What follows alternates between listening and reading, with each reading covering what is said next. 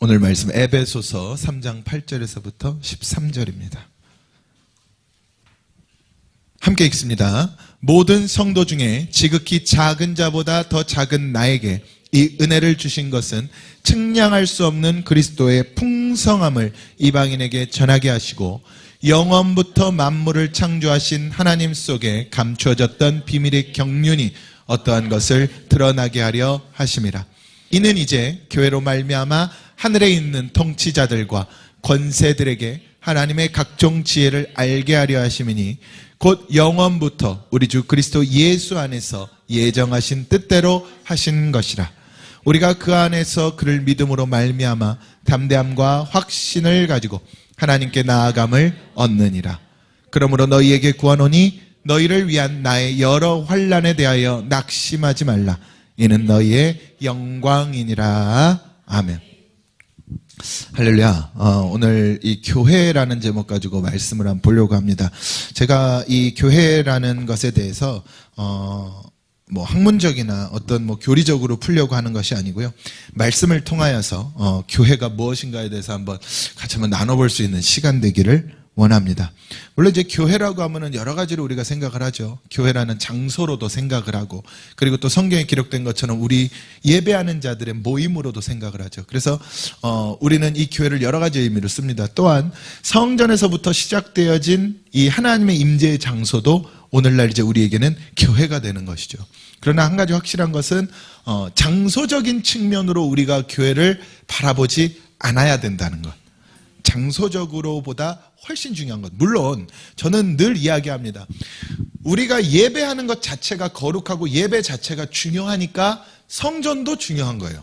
교회도 중요하고. 왜냐하면 우리가 예배할 수 있는 장소잖아요.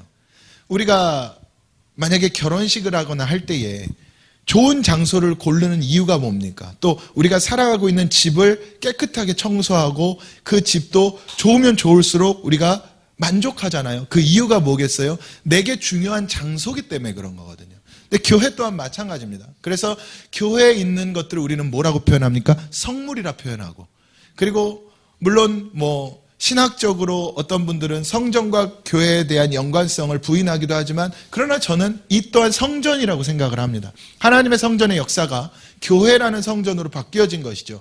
그러니까 우리는 예루살렘 성전이라는 것을 특정지어서 말하는 게 아니라 거룩한 장소, 하나님의 거룩한 전, 그래서 성전이죠. 그래서 우리에게 이 교회가 그러한 의미를 가지고 있다라고 생각을 합니다. 그래서 우리가 예배할 때 어디로 모여요? 교회로 모이잖아요. 그래서 예배의 장소, 이것보다 중요한 것은 사실 없는 것이죠. 그래서 우리가 신앙생활을 할 때 중요한 것들을 여러 가지를 이야기하는데, 바울은 그렇게 이야기를 했거든요. 계시에 대한 중요성. 계시가 열어져야만 우리가 영으로 살아갈 수가 있잖아요. 그래서 제가 항상 이야기하지만 기독교의 신앙은 무슨 신앙이라고요? 계시의 신앙이라고 그러죠. 기독교의 신앙. 물론 체험도 중요합니다만은요. 체험보다 더 중요한 것이 어디에 있다? 계시에 있다. 왜냐하면 계시 자체는 하늘로부터 우리에게 온 유일한 것이잖아요.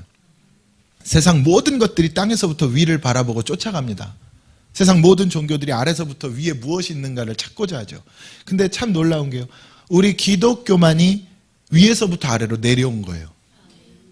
참 놀라운 일이에요. 우리에게 하나님의 은혜가 왔다는 것. 그래 우린 다 뭐라고 표현합니까? 우리에게 왔다고 표현을 하잖아요. 은혜가 우리에게 오고 하나님의 능력이 우리에게 오고 가장 중요한 말씀이 우리에게 오고, 근데 이 말씀이 육신 되셨던 예수께서도 이 땅에 오셨고, 그러니까 모든 것들이 우리는 아래서부터 올라가는 게 없습니다. 다 어디서부터 온 거예요? 위에서부터 온 거예요. 심지어는 내가 하는 모든 신앙적 행위까지도 내가 올려드리는 게 아니라 하나님께로부터 온 은혜를 따라 내가 행하는 것뿐이라고 우리는 고백을 하잖아요. 그래서 모든 것이 어디로부터 왔다? 위로부터 왔다. 이게 기독교 신앙의 핵심입니다. 근데 그 중에 우리에게 가장 중요하게 온 것이 무엇이냐면 계시라는 이야기예요. 예수 그리스도 말씀. 그래서 이 계시가 열어진다는 거는요, 여러분 우리에게 놀라운 은혜입니다. 이 계시가 열어지고 깨달아질 때, 그러니까 바울이 오늘 에베소서 3장, 우리가 읽진 않았지만요, 3장 이 앞부분에서 뭐라 그럽니까? 3장 2절부터 보면 너희를 위하여 내게 주신 하나님의 그 은혜의 경륜을 너희가 들었을 텐데, 그 은혜의 경륜을 너희가 들었다. 그런데 그것을 뭐라 그래요? 에베소 3장 3절에 곧 계시로 내게 비밀을 알게 하신 것. 그러니까 하나님의 계시가 우리에게 왔고, 그리고 그 계시가 뭐 해야 된다? 이해되고 깨달아지고 해석되어야 된다. 이걸 말하는, 이거 부인할 수가 없는 거죠. 바울이 교회들에게 했던 말씀, 에베소 교회에 주셨던 그 말씀이니까. 그래서 바울이 이야기합니다. 계시로 내게 비밀을 먼저 알게 하셨고, 그리고 그걸 내가 너희를 위하여, 오늘날로는 우리를 위하여 기록하게 했다. 그것을. 그런데 참 여기서 놀라운 게 뭐예요? 간단히 기록했대요. 간단히. 3장 3절에 보면. 그럼 간단하다는 게 뭐 줄여서 대충 기록했다는 뜻이 아니고요. 간단히 기록했다는 건 하나님이 열어주시는 모든 계시를 우리가 기록할 수가 없는 거예요. 여러분, 복음서에서 뭐라 그랬습니까? 예수님께서 행하신 일들이 너무나 많은데 이걸 다 기록할 수가 없었다, 이렇게 기록되어 있죠. 그러니까 하나님께서 우리에게 깨닫게 하시는, 여러분 생각해 보세요. 바울이요, 그러니까 영으로 말하면 천국도 보고 온 자 아닙니까? 하나님이 은혜를 베풀어 주셔서 부활한 예수를 만나면 물론이거니와, 바울이 고백하잖아요. 내가 하늘에도 갔다 왔다고. 그게 환상인지 아닌지는 정확치는 않지만 하나님 은혜 주셔서 보게 하셨다고. 근데 바울이 이야기하죠. 이 모든 내가 깨닫고 본 것들을 다 이야기할 수가 없다. 그래서 내가 너희에게 말하는 것들은 최소한의 것들이라는 이야기예요. 근데 여러분, 계시가 열어지면은요, 동일한 은혜가 있는 겁니다. 그래서 저도 목회자지만 하나님께서는 그런 것 같아요. 설교를 해야 될 자들, 말씀을 주어야 될 자들에게 뭘 열어주셔야 된다? 계시를 열어주셔야 됩니다. 저도 목회를 해보니까 그래요. 계시를 열어주시지 않으면 무슨 말을 어떻게 해야 될지를 모르는 거죠. 이 자리에서 제가 제 얘기할 수는 없잖아요. 제 얘기하고 제 마음대로 제가 세상에 수많은 사람들이 써놓은 책 보고 이야기할 수는 없는 것 아니겠습니까? 물론 수많은 주석서들 읽고 성경을 해석한다는 신학자들의 어떤 연구 결과 뭐 이런 것들도 있을 수 있겠지만, 그거 전부 어디서 나온 거예요? 사람에게서 나온 거잖아요. 그러니까 하나님께서 우리에게 이 말씀의 계시를 열어주셔야만 그 숨어있는 무엇들이, 비밀들이 풀어지는 겁니다. 이거는 우리가 부인할 수 없어요. 만약에 제가 이렇게 단독으로 이야기한다면 여러분들 의심하셔도 되지만, 우리에게 바울이 가르쳐준 말씀 그대로인 겁니다. 계시로 비밀을 알게 하시는 하나님. 그러니까 이 계시, 비밀은 어떻게 해야 돼? 알고 싶잖아, 우리가요. 비밀은 풀고 싶고. 그래서 계시가 열어져야 된다, 이렇게 말을 하는 거예요. 그러면서 3장 4절에 이렇게 말하죠. 그것을 읽으면, 내가 너희에게 기록해 놓은 것, 그게 비록 간단한 것 같으나 그것을 읽으면 내가 그리스도의 비밀을 깨달은 것처럼 너희도 알 수 있을 것이다. 그러니까 바울은 첫째부터 끝까지 계속해서 한 가지를 강조하고 있는 거죠. 말씀을 읽고 뭐하라? 깨달아라. 말씀을 읽고. 근데 바울이 이 말씀을 적어놓은 것은 자기가 깨달은 모든 것을 적은 게 아니라 너희들에게 필요한 메시지들을 준 거예요. 그래서 여러분, 오늘날 동일한 겁니다. 우리가 강단과 강화가 있다는 것. 그러니까 목사와 성도가 있잖아요. 그러면은 목사는 하나님께로부터 계시를 무조건 받아야 됩니다. 이거를 이상하게 생각하시면 안 돼요, 여러분. 이 말이 이상한 게 아닙니다. 받아야 돼요. 모든 목회자들은 다 받아야 돼요. 그리고 하나님께서 열어주시는 대로 성도들에게 말씀을 선포하잖아요. 설교하잖아요. 우리를 오늘날 이야기하는 것처럼. 그럼 그 메시지를 들으면서 여러분들은 그 순간에 그 비밀들이 같이 깨달아져야 돼. 이걸 뭐라 그럴까요? 예배라 그러는 거예요. 그러니까 예배를 통하여서는 반드시 뭐가 깨달아져야 됩니까? 계시가 깨달아져야 되는 거죠. 이것을 바울은 뭐라고 설명을 하느냐? 은혜라고 설명을 한 거예요. 은혜. 이것을 보세요. 은혜의 경륜. 바울은 이 모든 것들을 하나님 은혜라고 설명. 그럼 내공로가 있을까요, 없을까요? 없습니다. 내공로는 없어요. 그래서 우리에게 주시는 계시가 반드시 뭐 해야 된다? 깨달아져야 된다. 그래서 교회가 뭐냐라고 이야기하면 첫째로 교회는 예배예요. 교회는 여러분, 예배를 벗어나서는 이루어질 수가 없습니다. 그래서 히브리서 10장 25절에 이렇게 말했죠. 사단이 가장 싫어하는 것이 뭐다? 예배. 그래서 히브리서 10장 25절에 모이기를 패하는 어떤 사람들의 습관과 같이 하지 말아라. 오직 권하여. 여기가 핵심입니다. 언제? 그날이 가까움을 볼수록 더욱 모이라는 이야기예요. 그럼 그날은 무슨 날입니까? 주님 다시 오실 그날이거든요. 우리가 언젠지는 알 수 없으나 그날이 어쨌든 우리가 살아가는 만큼 다가오고 있는 것 아닙니까? 점점 멀어지진 않잖아요. 우리가 시간을 가고 있으니까. 그럼 그날이 가까움을 볼수록 더욱더 뭐하자? 모이라, 이 말이에요. 그러니까 결국 이 시대는 무슨 시대입니까? 모임의 시대예요. 근데 이 모임이 소그룹이나 어떤 친목 모임을 말하는 게 아닙니다. 이 모임은 무슨 모임이에요? 예배.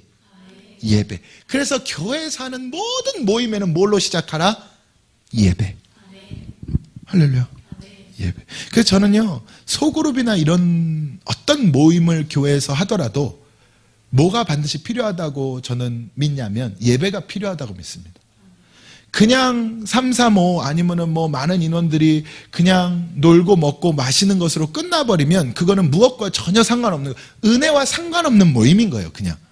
그거는 그냥 무엇을 위한 모임? 육을 위한 모임일 뿐인 겁니다. 그게 나쁘다는 뜻은 아니에요. 육을 위해서도 모일 수 있죠, 우리가. 그런데 그것을 가지고 은혜의 모임이라고 말하면 안 됩니다. 은혜의 모임엔 반드시 뭐가 있어야 돼요? 예배. 이 말은 더 해석하면 뭐가? 은혜의 모임엔 말씀이 있어야 된다는 얘기예요.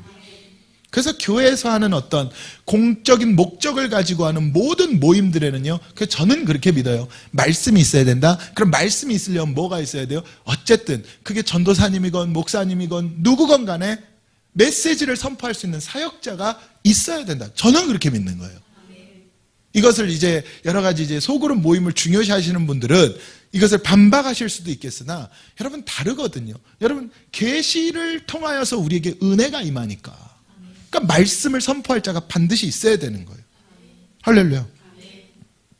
그래서 이 예배를 말하는데 여러분 이 예배를 9절에서 뭐라고 이야기하냐면요, 바울이 이렇게 말합니다.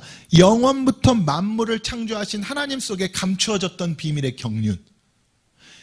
모든 예배는 여러분 영원부터 있었어요. 여러분 교회는 우리가 여러 가지 이름으로 성경의 역사 속에서 창세부터 존재했습니다. 그래서 제가 그랬죠. 성전을 이야기할 때 솔로몬이 성전을 건축하기 이전부터 성전은 있었어. 우리가 뭘 찾아? 성막이 있었네. 근데 성막 이전엔 그럼 없었느냐? 아니, 있었습니다. 성막 이전에 제가 그랬잖아요. 에덴부터 하나님의 교회라니까. 에덴부터가. 하나님 당신의 플레이스를 만드셨잖아요. 그리고 거기서 뭐 하라 그랬어요? 생육하고 번성하라. 생명의 역사를 일으키라는 이야기가 단순히 육적으로 아이 낳고 숫자만 하지라는 뜻이 아니라, 그러니까 하나님께서 에덴 동산에 뭘 주셨습니까? 이거를 알아야 돼요. 말씀을 주신 거예요. 뭐라고 말씀을 주셨어요? 그렇죠. 동산 중앙에 있는 나무의 과실은 내 거니까 손대지 말아라. 탐하지 말아라. 말씀을 주신 거예요. 이게 하나님의 명령이잖아요. 그래서 제가 그랬잖아요. 아담과 하와가 사단으로부터 무너진 가장 큰 이유는 단순히 선악과 먹은 문제가 아니라 무엇이라는 이야기? 하나님의 말씀에 불순종했다는 거죠. 그래서 아담과 하와가 에덴에서 쫓겨나게 된 거잖아요. 그러니까 하나님의 말씀이 무너진 거예요. 그럼 하나님 말씀을 누가 무너뜨려서? 하나님 말씀은 영원성이라 말씀 자체는 파괴가 안 돼요. 근데 누구 안에서 무너진 거예요? 아담과 하와 안에서 무너진 거예요. 그러니까 이게 사단의 역사예요. 사단의 역사는 창세부터 지금까지 똑같습니다. 뭐 방해하겠어요? 말씀 방해. 그러니까 예배를 무너뜨려요. 그러니까 에덴에서 쫓겨났다. 하나님의 은혜의 장소에서 말씀을 먹고 살아야 될 그 은혜의 장소에서 나오게 된 것이고, 그리고 나서도 여러분 하나님의 율법의 명령이 없었을 때도 가인과 아벨을 보면 뭐하고 살았어요? 예배하고 산 거예요. 근데 그 예배 속에서 아벨의 예배를 받으시고 가인의 예배를 안 받는 그 사건 계속 이어지잖아요. 이 예배, 여러분 복음의 시각에서 바라보면요, 하나님께서 그 인간들을 노아의 방주 속에서 건지시고, 그것 노아의 방주가 뭐예요? 그게 성전 교회라니까요. 그 예배 승리자들, 구원받을 자들의 공간이에요. 그리고 나서 하나님께서 그 뒤에 다시 포도나무를 심는 그 사건 나오잖아요. 그러니까 그게 영적으로는 예수의 회복인데, 이 예수의 회복을 통해서 하나님 다시 이루어가는데, 이 사람들에게 하나님 뭐라고 하지? 동쪽으로 그들이 인도하는데, 그게 뭐 하는 거예요? 예배의 자리로 보내는 거예요. 이 영적인 이야기입니다. 근데 그들이 중간에 그걸 파괴시키고 어디에 머물러? 시나이 평지에 머무르자는, 나중에 바벨론의 땅 아닙니까? 시나이 평지에 머무른단 말이에요. 이 시나이라는 곳에 머물러서 그들이 거기에 뭘 세워요? 바벨탑을 세우죠. 바벨탑. 그 세운 이유가 뭐예요? 자기들끼리 예배하겠다는 거였어요. 우리들이 살겠다, 우리끼리 살겠다는 거였다고. 근데 하나님이 허락을 합니까? 안 합니까? 안 하잖아요. 그러니까 여러분, 성전이, 교회가 이름이 달라졌다고 하나님의 장소, 이 모임의 장소, 모이기를 패하지 말라는 이 예배의 장소는 계속 존재했어요. 성경 역사 가운데 한 번도 없었던 적이 없습니다. 그리고 나서 하나님께서 공식적으로 내게 예배하라고 명령하시면서 공식적으로 문서화 시켜준 게 뭐예요? 성막이에요. 문서, 그동안은 구두 계약이었고 이제부터는 문서 계약을 쓰신 게 성막이라고. 그리고 그 성막이 성전이 되고, 이 성전이 무너지잖아요. 무너져야 됩니다. 성전 안 무너지면 큰일 나요. 성전이 무너져야 누가 오니까? 예수님이 오시니까. 그러니까 그 본질, 실체인 예수님이 오시잖아요. 이제 예수님이 내가 뭐라 그래? 이 성전을 헐라 내가 사흘 만에 다시 세우리라. 그래서 갈보리 십자가 위에서 예수님 뭘 회복시킨 거예요? 예배를 회복시킨 거예요. 무너졌던, 400년이 넘게 무너져 있던. 그래서 여러분, 교회라는 곳은요, 예배가 무너지면 절대로 안 됩니다. 그래서 제가 가끔 말씀드리면, 근데 코로나를 우리가 지나면서 예배가 참 많이 무너졌잖아요. 그리고 이제는요, 정말로 모이기가 어려운 시대가 돼버렸고, 그리고 모임, 예배를 말하는 겁니다. 예배를 물론 중요하다고 말하지만 각자 자신들의 공간에서 예배하는 것이 너무나 많아졌잖아요. 맞죠? 그러니까 사단의 역사는 모이기를 폐해. 히브리서 그대로라니까요, 여러분. 앞으로 더 할 겁니다.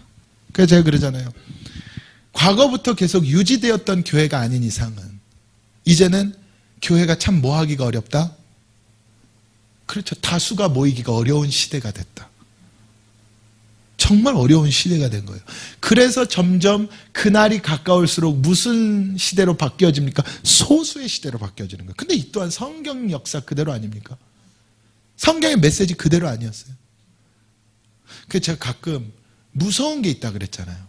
예수님께서 이 땅에서 사역하시면서 소위 표현하면 구원한 사람이 몇 명이라고요?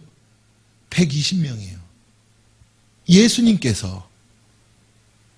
그게 너무 두려운 거죠. 아니, 예수님께서 하시는데도, 심지어는요, 부활한 예수님이 나타났는데도 380명은 떠나버렸다니까요. 아니, 이게 여러분 상상이 됩니까? 부활한 예수를 만났다니까요. 근데 380명은 간 거예요, 그냥. 그러니까 여러분, 그렇게 무슨 길이 좁다는 이야기겠어요? 구속의 길이 좁다는 이야기예요. 어떻게 이게 가깝겠습니까, 여러분? 제가 아까 앉아서 잠깐 기도하면서요, 되게 회개의 기도를 했어요. 내가 어제 더 생명 걸고 준비하지 않았고, 준비 안 했다는 뜻이 아니에요. 정말로 이 예배를 위해 준비하고 기도했지만 더 생명 걸고 준비했어야 되는구나. 아니, 그 회개가 나오더라고요. 왜냐하면 이 예배가 우리에게 영원하지 않잖아요. 오늘 이 예배를 끝으로 만약에 주님께서 너 내게로 오라, 혹은 주님 오시면 어쩔 거냔 말이에요. 그러니까 매 순간의 예배가 우리에게 뭐여야 되는구나? 생명이어야 되는구나. 아니, 아까 그 회개가 나오더라고요. 저 너무 감사한 거예요. 하나님 또 깨닫게 해주시는 거니까.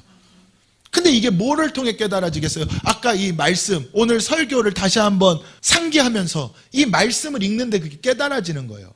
바울도 이렇게 이야기했는데 내가 뭐라고, 우리가 뭐라고. 절대 가벼이 여긴 적은 없지만 바울이 했던 이 말씀에 비해 보면 한없이 가벼이 여겼다는 이야기예요. 그러니까 우리에게 모든 상황 가운데 뭐가 무너지면 안 된다? 예배가 무너지면 안 돼. 할렐루야. 그래서 제가 말하잖아요. 찬양도 무엇을 살리기 위함이에요? 예배 살리기 위함이야. 말씀을 듣기 위해 마음 여는 거잖아요. 그러니 얼마나 중요합니까, 찬양팀이? 얼마나 중요해요. 그래서 은혜가 없으면 쓸 수 없는 이유가 그거예요. 찬양 팀원들은 은혜가 있어야 쓸 수가 있는 거예요. 실력보다 중요한 게 은혜입니다. 반드시 은혜가 있어야 돼요. 반드시 기도하고 서야 되고, 그래야 그 길을 열 것 아니에요. 그러니까 여러분, 모든 것들은 마지막으로 가면 갈수록 예배가 살아나야 됩니다. 예배가 살아나요. 교회라는 이 건물이 무너져도 예배는 살아있어야 돼요. 참 한국교회가 위대한 게 뭡니까? 일제시대 때도 6.25 전쟁통 속에서도 뭐가 멈추질 않았다? 예배가 멈추질 않았어요. 그게 저는 그렇게 믿어요. 저는 목회자로서 그게 이 나라를 지탱해 왔다고 믿어. 근데 이제는 그 예배가 오히려 목회자들을 통하여서 무너지는 시대가 돼버렸죠. 집에서 해도 됩니다. 편하신 대로 하셔도 됩니다. 가정에서 하셔도 됩니다. 그러다 보니까 모든 것들이 같이 무너지는 것 같아요. 모든 것들이.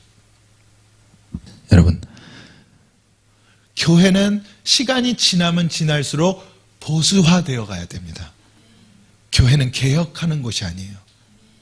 하나님의 말씀을 그대로 따르는 곳입니다. 저는 신앙만큼은, 교회만큼은 뭐 해야 된다고 믿어요? 클래식해야 된다고 믿어요. 보수적이어야 됩니다. 그래서 모이십시오. 오십시오. 지키십시오. 이 메시지가 선포되어야 예배가 살아요. 근데 이게 무너지면 여러분 어쩔 수 없이 예배가 죽습니다. 근데 최고의 예배는 예수 그리스도의 십자가의 예배, 피의 예배라 그러죠.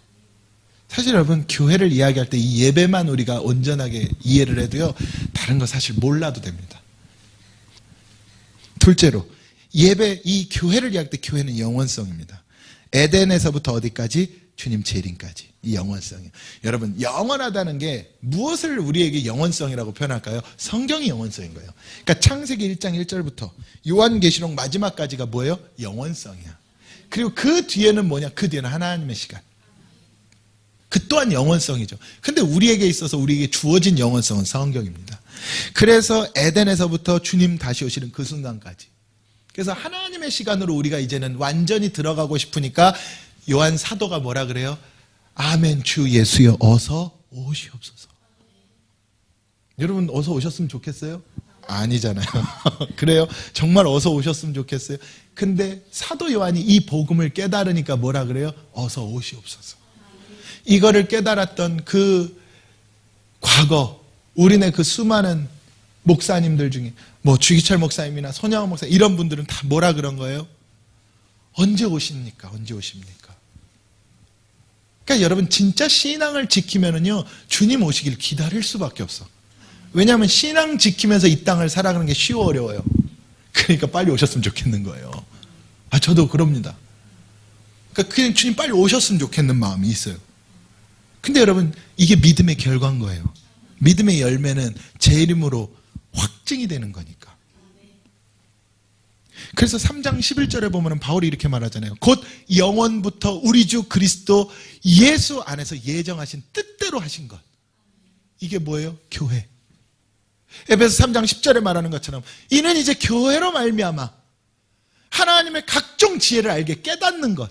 심지어 누구까지? 통치자들과 권세들까지도 하늘에 있는 이들까지도 모든 것들이 하나님의 지혜를 깨닫게 만드는 이유 하나. 교회의 목적입니다. 근데 이 목적이 어디에서? 영원부터 우리 주 그리스도 예수 안에서 예정하신 뜻대로. 그러니까 여러분 말씀이 영원성이라고 그랬잖아요. 이 안에서. 그래서 여러분 교회의 가장 놀라운 은혜 중에 하나는요 이 성경이라는 영원성을 통해서. 근데 여러분 영원성이 성경 자체가 사실은 뭐 예수잖아요. 처음부터 끝까지 예수님 이야기하잖아요. 그래서 여러분 예수 그리스도가 영원성이라는 것, 어제나 오늘이나 영원토록 동일하다. 이게 복음입니다. 그러니까 구약을 보면은 아 이거 옛날 얘기, 신약을 보면서 이거 무슨 얘기, 우리의 시대는 어디 이후부터, 그 말은 다 틀린 이야기입니다. 여러분 다른 게 아니라 틀린 거예요. 잘못된 거예요. 창세기 1장 1절 우리가 감히 이 가늠조차 할 수 없는 그 원역사의 시대도 예수 그리스도를 통해서 우리에겐 영원성이야. 그러니까 그 시대에 우리에게 예수로 역사를 해야 돼. 오늘도 내일도 영원토록 역사를 합니다. 할렐루야. 그러니까 사실은요 우리가 성령시대 하지만 그게 뭐란 이야기예요? 예수 시대란 이야기예요. 하나님의 율법시대 하지만 그게 무슨 시대예요? 예수 시대예요. 율법이 누구 증명하는? 예수 증명하는 거니까. 율법의 본질이 예수 아닙니까? 그러니까 예수님만이 율법을 완성시키는 것 아니에요. 그래서 그럼 예수 이외에는 뭐가? 다른 것은 없다. 그러니까 바울이 뭐라 그랬어요? 내가 전한 복음 이외에. 참 독선적으로 보이지만 내가 전한 복음 이외에 다른 복음은 없다. 바울이 전한 복음이 뭐니까? 예수 그리스도니까. 그러니까 다른 건 없는 거예요. 아무리 뭐 이러쿵저러쿵 해도 다른 건 없어요. 그러니까 수많은 이단들이 다 자기가 누구라 그래요? 예수라, 메시아라 그러잖아요. 그래서 제가 늘 말했죠. 이단들도 하나님을 이야기합니다. 근데 왜 이단이냐? 이단에는 뭐가 없어요? 예수가 없는 게 이단이에요. 자기 스스로 메시아 돼버리는 게 이단이에요. 그러니까 제가 지난주에 삼위일체 설교하면서 그랬잖아요. 삼위의 하나님이 우리에게 있어서는 복음의 본질이라 그랬잖아요. 삼위의 하나님. 그러니까 그것이 무너지지 않으면은 이단이 될 수가 없어요. 근데 그게 무너지니까 자기가 보혜사도 되고 자기가 메시아도 되고 이러니까 무너지는 것 아니겠어요? 자기가 성경이 기록한 그 메시아라고 이야기하니까 그래서 무너지는 거예요. 근데 그들도 하나님이 자기 보냈다 그런단 말이에요. 하나님만 인정해서 안 된다는 이유가 그래서 나온 거예요. 예수가 무너지면 다 무너집니다. 그래서 우리의 신앙 가운데 뭐가 살아있어야 돼? 예수 그리스도 살아있어야 된다는 거죠. 그래서 교회의 머리라고 이야기할 때 교회의 머리를 뭐라 그랬어요? 성경에서 예수 그리스도. 참 놀랍죠. 이 머리 깨질까요? 안 깨질까요? 절대 안 깨집니다. 근데 세상의 머리는 뭐예요? 사탄이죠. 그래서 창세기에 하나님께서 여자의 후손이 이 사탄의 머리를 깰 것이다. 예수님은 안 깨집니다. 발뒤꿈치는 물죠. 발뒤꿈치를 상하게 하죠. 그러나 예수님은 안 깨져요. 왜? 이 복음의 본질, 교회의 머리, 이건 절대 안 깨집니다. 할렐루야. 그래서 우리 교회도 마찬가지고 모든 교회의 머리는 누구여야 돼? 그렇죠. 예수 그리스도여야 돼. 아멘. 예수 그리스도입니다. 셋째로는요. 교회는 뭐다? 믿음입니다. 교회가 믿음의 보여짐이에요. 보여짐. 여러분 우리 개개인 다 나 믿음이 있습니다. 믿음이 있습니다. 할 수 있잖아요. 근데 야고보 사도가 뭐라 그랬습니까? 믿음을 보이라 그랬죠. 근데 성경 속에서 이렇게 우리에게 가르쳤습니다. 너희가 이제 하나님의 무엇인 줄을 성전인 줄을 너희가 모르느냐. 그러니 너희도 뭐하라? 거룩하라. 이 말은 우리가 정말 정결하고 거룩하게만 무조건 살아야 된다 그 뜻을 품는 게 아니라 이 말은 우리가 이제는 뭐란 이야기예요? 성전이란 이야기잖아요. 그럼 내가 하나님의 집이란 이야기, 집. 나 스스로가 은혜의 집이라니까. 여러분 구약 성경에서요. 야곱을 통해서 그 사건 보여줬죠. 야곱이 뭐라 했으면 하나님의 집을 지었어. 그걸 뭐라 그래? 베델. 맞죠? 하나님의 집을 지었어. 어디 가다가? 라반에게 가다가. 그러면서 야곱이 그렇게 고백을 합니다. 아, 하나님 여기에도 계시는구나. 내가 누운 이 자리에 하나님 함께 계시는구나. 그 말인즉슨 뭐예요? 내가 하나님 집이란 이야기야. 이걸 야곱이 깨달은 거예요. 여러분 이게 신약에서만 교회 아니에요. 구약에서부터 지금까지 내가 하나님 집이야. 내 안에 그래서 누가 있는 거? 예수 그리스도. 내 안에, 그러니까 쉽게 표현하면 하나님 내 안에 계셔야 돼. 이게 내가 신성화된다는 뜻이 아니에요. 하나님이 내 안에 계시다는 거, 그걸 성령으로라고 우리가 이야기하지만 결국엔 하나님의 영이 내 안에 들어와야 된다니까. 내가 집이에요. 근데 내가 집되지 않은 상태에서 아무리 뭔가를 멋들어지게 지어놓고 거기서 뭔가를 할지라도 하나님 안 계시다는 게 그 말인 거예요. 그러니까 성전이 그랬잖아요. 솔로몬의 성전을 통해서는 지성소 누가 임재? 하나님 임재하죠.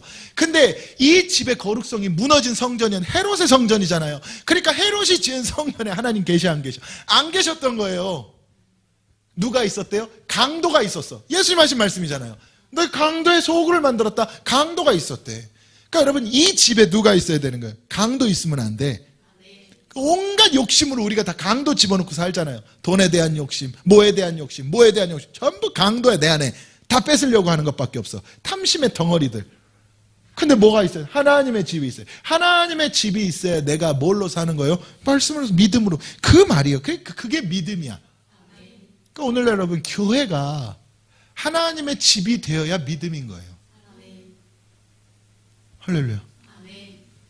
그래서 이거를 가장 잘 보여주는 것 중에 하나가 뭐라고 우리 표현하냐면 섬김 이렇게 표현을 하는 거죠. 그래서 사실은 섬김은요 굉장히 유화시켜서 한 말이에요. 섬김을 본질적으로 표현하면 뭐예요? 십자가 네가 지고 죽으라는 이야기야. 내가 피 흘려서 저 사람 살리는 거예요. 내 피 먹여서 살려야 되는 거예요. 예수 그리스도가 날 그렇게 살렸으니까. 근데 우리는 지금도 교회 오면서 누구 피 먹으려고 그래? 예수님 피 먹으려고 그래. 내 이거 해결해 주세요. 저거 해결해 주세요. 예수님 피 먹으려고 그런다니까 우리가. 하나님 뭐라 그래요? 야 아니야. 이제는 네가 피 흘려야 돼. 네 피로 먹여라. 이게 믿음이에요. 최고의 믿음은 십자가 지는 겁니다. 할렐루야. 넷째로 8절에 보면은 같이 한번 읽어볼까요? 시작.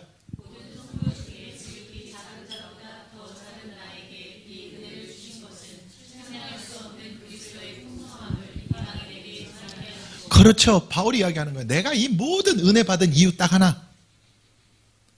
복음 주려고. 누구한테? 이방인들에게. 이거 다른 말로 뭐라 그래? 전도하려고. 그래서 여러분, 교회의 꽃은 뭐예요? 전도입니다. 근데 이 전도가 뭐 사람들이 그 말이 아니라 정말로 한 영혼에게라도 땅끝까지 가서 복음 주는 거예요. 그러니까 한 영혼을 위하여서는요, 무엇을 투자해도 아깝지가 않아. 할렐루야. 기억합시다. 교회의 꽃은 뭐라고요? 전도. 하나님 가장 기뻐하시는 거 두 가지가 있는데, 하나는 순교. 할렐루야. 그리고 하나는 전도. 하나님 가장 기뻐하시는.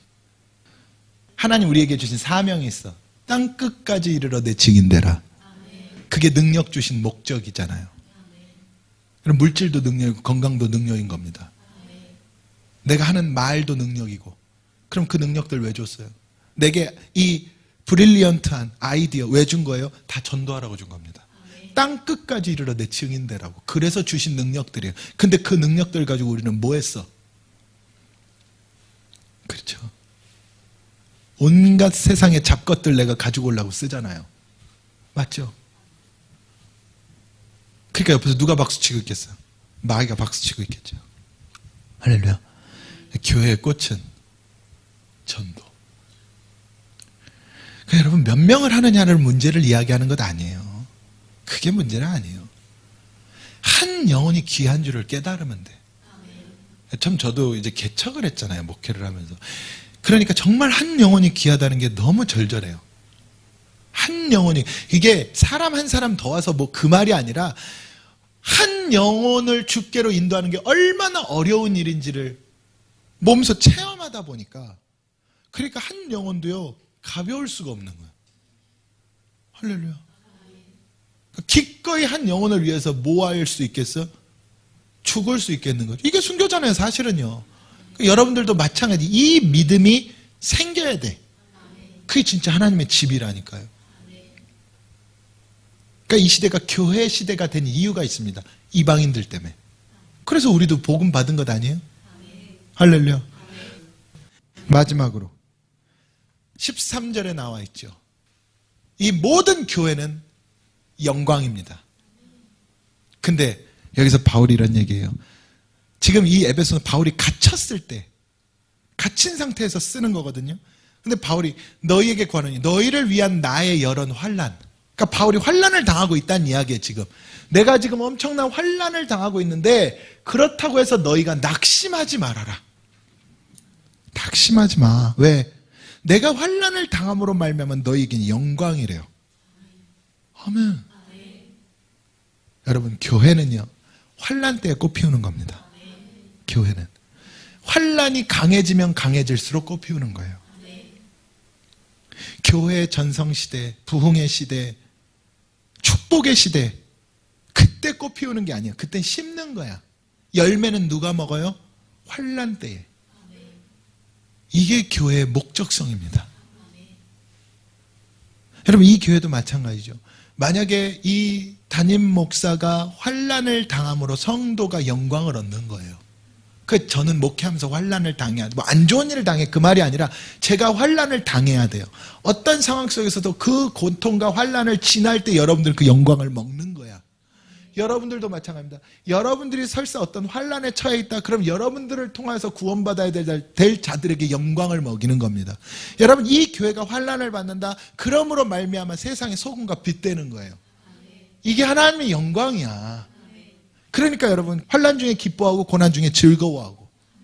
이게 어떻게 세상에선 통용이 안 되는 말이잖아요. 누가 환난과 고난 가운데 기쁘고 즐겁습니까? 근데 유일무이하게 우리에게만, 교회에만 환난과 고난 가운데 기뻐하고 즐거워해라. 그게 영광이에요, 영광. 아멘. 저는요, 이 교회라는 것을 이야기할 때, 교회는 가장 중요한 우리의 뭐다? 예수 그리스도의 증거다. 교회는. 그래서 여러분, 물론 하나님께서 교회를 폐하시는 시대가 만약에 온다면, 교회도 무너질 때가 있다 그랬으니까 그때가 온다면 모를까? 그러지 않은 이상은 여러분, 교회는 영원해야 됩니다. 교회 시대예요.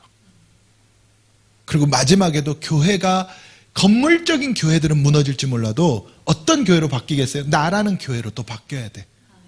그렇지 않으면 안 되는 거죠. 왜냐하면 마지막까지 그게 당연한 이유가 뭐냐면 요한계시록에 뭐라 그러셨습니까? 마지막에 모든 환난 속에 무너져도 무엇을 하나님 세운대? 종들을 세운대. 그럼 종이라는 건 단순 목사란 뜻이 아니라 종들을 세워야 뭐가 살아있다는 뜻이에요? 말씀이 살아있다는 뜻이에요. 여러분, 말씀이 살아있으면 예배가 살아있고, 예배가 살아있어야 하나님의 능력과 영원성과 이 믿음과 이 모든 것들이 살아있는 거예요. 그러면 그 말씀을 중심으로 또 모인 곳이 뭐가 되는 거예요? 교회가 되는 거예요. 그래서 교회는 안 무너집니다. 저는 이 은혜가 우리에게 있기를 주님의 이름으로 축원합니다. 이 교회의 역사 속에서요, 저도 그렇고 여러분들도 그렇고 우리 교회도 그렇고 정말로 이 생명력을 다시 회복했으면 좋겠어요. 하나님께서 그렇게 도와주실 줄을, 그리고 또 우리가 그렇게 나아갈 줄을 믿고 주님의 이름으로 축원합니다.